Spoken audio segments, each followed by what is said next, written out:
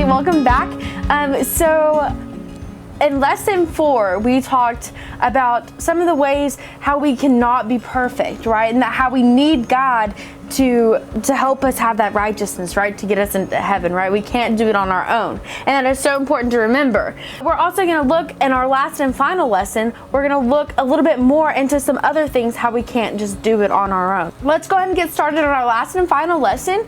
And it's going to be over Matthew 5:38 through 48.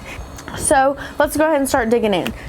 You have heard that it was said, an eye for an eye and a tooth for a tooth. But I tell you, don't resist an evildoer. On the contrary, if anyone slaps you on your right cheek, turn the other to him also. As for the one who wants to sue you and take away your shirt, let him have your coat as well. And if anyone forces you to go 1 mile, go with him 2. Give to the one who asks you, and don't turn away from the one who wants to borrow from you. You have heard that it was said, love your neighbor and hate your enemy. But I tell you, love your enemies and pray for those who persecute you, so that you may be children of your Father in heaven. For he causes his sun to rise on the evil and the good, and sends rain on the righteousness and the unrighteous. For if you love those who love you, that reward will you have. Don't even the tax collectors do the same? And if you greet only your brother and sister, what are you doing out of the ordinary? Don't even the Gentiles do the same? Be perfect, therefore, as your heavenly Father is perfect. Okay, so let's kind of take that and break that down. We're going to start with the first verse. You have heard it said, an eye for an eye and a tooth for a tooth. But I tell you, don't resist an evildoer. On the contrary, if someone slaps you on your right cheek, turn and give them the other. What does this mean? This sounds kind of confusing, right? Do you really give them an eye? No, this is not what that means, right? It's talking about a fair punishment. Okay, the Pharisees have said, if someone does something wrong to you, they need to have that punishment back. So if someone steals from you, do you think being killed is what they should get? No, that's kind of like over the top, like out there, right? If someone steals from you, they should just be punished. They shouldn't be murdered for it, right? This is what it's saying. He didn't say an eye for an arm, right? There's the two differences, right? He said an eye for an eye. So it's an equal punishment, right? He also didn't say a tooth for a toe. He said a tooth for a tooth. It's the same thing. But then he says, but I say. So the Pharisee said an eye for an eye, a tooth for a tooth. But he said, but I say, turn the other cheek. Well, what does that mean? If someone does you wrong, just turn the other way. Right?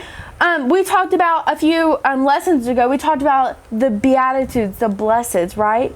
We want to be the peacemakers, right? So if someone hits you on the cheek, that doesn't mean that you need to go ahead and just slap them back, right? That means that you just need to be like, okay, they hit me, and turn away, right? Also, it says, as for the one who wants to sue you and take away your shirt, let him have your coat as well. And if anyone forces you to go 1 mile, go with him 2. Let's talk about that one. Back then, the Roman soldiers kind of roamed the streets in Rome, right? And they had the privilege or the authority, I guess you could say, to be like, if they got tired of carrying something, they could be like, you, come carry this for 1 mile. Now, would you just carry it that 1 mile? Most people would. I wouldn't want to carry something heavy for 1 mile, right? But God's saying, don't just stop at the mile. Don't stop at what they're expecting you to do. Go the extra mile, right? Go out of your way. Do a little bit more, right? Even if you don't want to do that task, do a little bit more, right? Because you're not doing it for yourself. Who are you doing it for?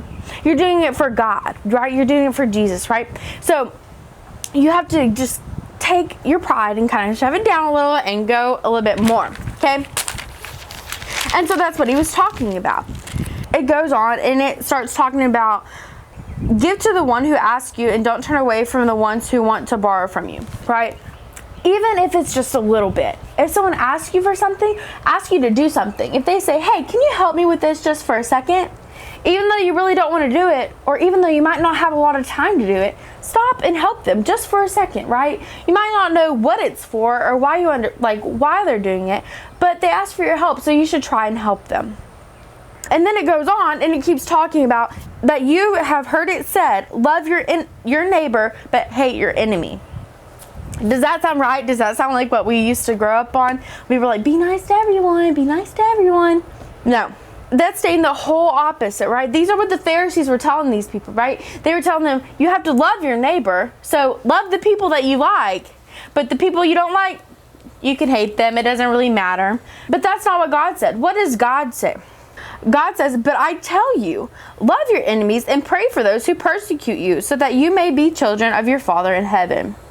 This means that just because you don't like somebody, just because you might not agree with somebody, doesn't mean that you can't be nice to them. It's really easy to be nice to my best friend because she's my best friend.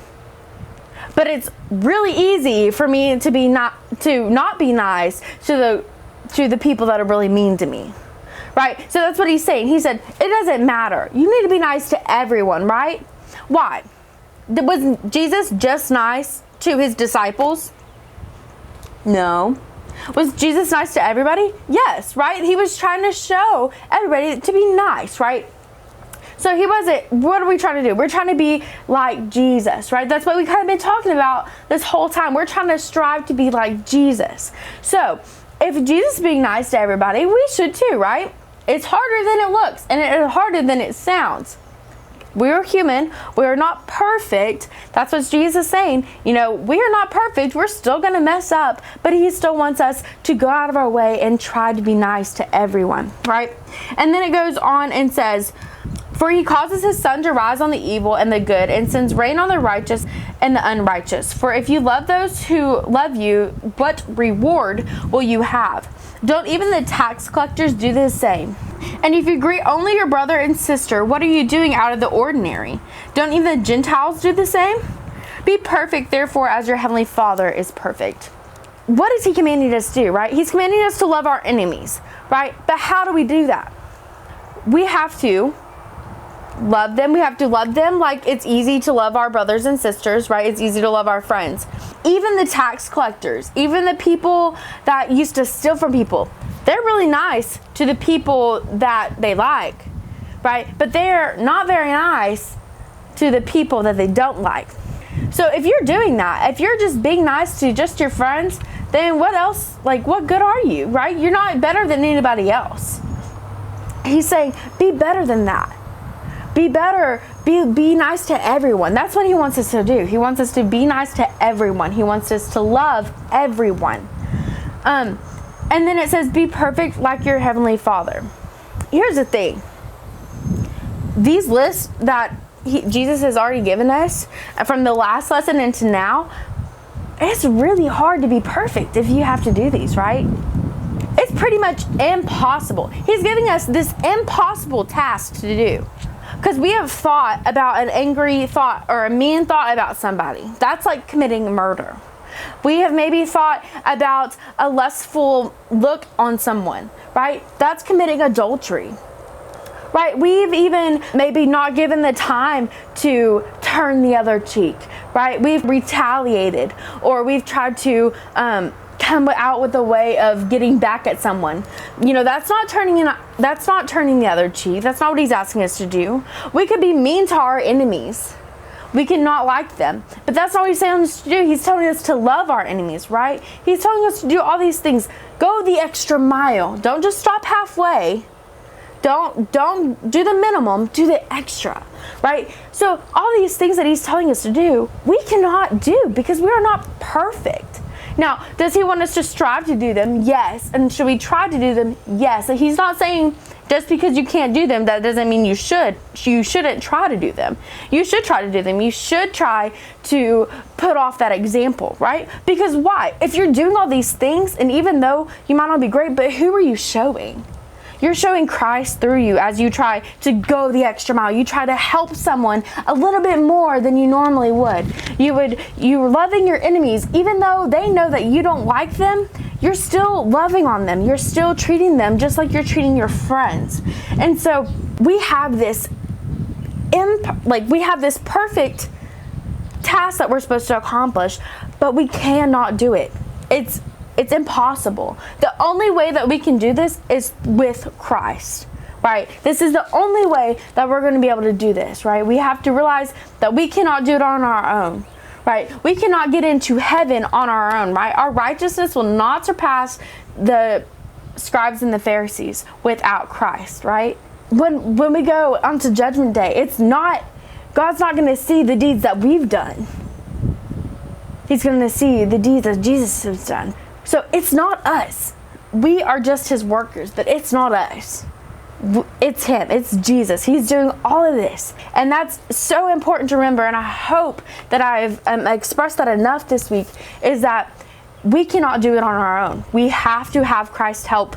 So as we kind of wrap this up, we're going to go back to what we kind of started with our lesson 1. You remember how we kind of jumped to the end to see how what Jesus was going to say at the end of the sermon?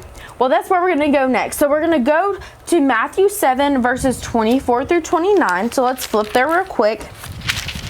So he says, "Therefore, everyone who hears these words of mine and acts on them will be like a wise man who built his house on the rock. The rain fell, the rivers rose, and the winds blew and pounded that house. Yet it didn't collapse because its foundation was on the rock. But everyone who hears these words of mine and doesn't act on them will be like a foolish man who built his house on the sand. The rain fell, the rivers rose, the winds blew and pounded the house, and it collapsed. It collapsed with a great crash." When Jesus had finished saying these things, the crowds were astonished at his teaching, because he was teaching them like one who had authority, not like their scribes. So as we've kind of talked this week, we've kind of got information of what Christian characteristics we should have, right? The blesseds, the beatitudes, blessed are the pure in heart, the meek, the hunger and thirst for righteousness, right? Those, we're trying to do those. But we've also seen that we are imperfect, that we cannot do it by ourselves, right? We've kind of seen all that. But now we're at the end, and Jesus is saying, I have told you these things. So he's told us, to blessed are the pure in heart. Blessed are the people who hunger and thirst, right? We've seen all these things. We've also seen that we are imperfect, and that without his help, we will not exceed the Pharisees and the scribes. So are you going to be like the wise man who built his house on the foundation? But if you hear these things that I've told you throughout this sermon, but don't act on them, you're just like the foolish man, right? You're kind of like the unsalty person. Am I right? Like you're not doing anything. So you're the foolish man. You will not stand. And so I think it's so important to, as we kind of go through this and we've seen all this, I want to reiterate the fact that we cannot do it on our own. He is the one that gave the ultimate sacrifice to complete the law, because we could not ourselves, we could not have completed that law, because we are imperfect. But the one who is perfect, the one who has kept all these commands and has done all these things, that is Jesus. And he is the only one that could have gave the perfect and ultimate sacrifice. And so if we remember that, as that we cannot do it on our own, and that we have to have Jesus's help. And so I hope that as we've gone through all this, that you've gotten something out of this, and that you decide to be like the wise man. But I can't make that decision for you. So you have to make the decision. Are you going to be like the wise man who built his house on the foundation that was solid and stood all of life's storms and stood with Jesus? Or are you going to be like the foolish man whose house collapsed because he built it on a foundation that was not solid and is involved with all the world? That's your decision to make. But I hope that you have enjoyed this lesson. I've really enjoyed kind of going along this journey with y'all. I'm super sad that it's ending, but I'm so glad that you decided to join us. So again, thank you so very much. I cannot wait to hear from y'all next year. And so just keep that in mind. What are you? Are you the wise man? Or are you the foolish man? Thank y'all for listening.